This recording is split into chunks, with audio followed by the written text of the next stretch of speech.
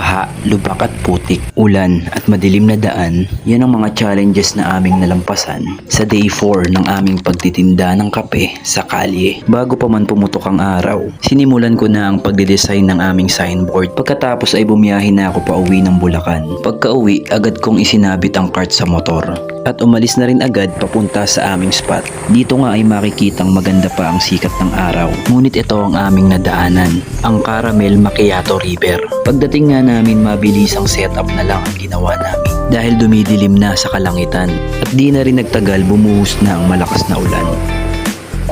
At malakas din ang hangin kaya kami talagang nahirapan. Pagkatila, tuloy ang pagtinda kahit ako'y basa na. Medyo umaaraw naman, matutuyo rin yan. Ang nasa isip ko na lang ay makabenta dyan. Buti na lang pagtila ng ulan, mga tao'y nagpuntahan. Kaya hindi na rin naging masama ang benta ngayong araw. Hindi kalakihan pero at least hindi pa rin tayo nawalan. Sa negosyong to hindi laging may benta, pero dapat lagi kang nagtitinda. Tandaan mo na pagkatapos ng ulan, sisikat at sisikat pa rin ang araw. O siya, kami ginabi na at ito ang aming nadaanan. Pero di bale na, pag uwi namin kami magpapahinga na. That's all for today. Please follow, like, and share.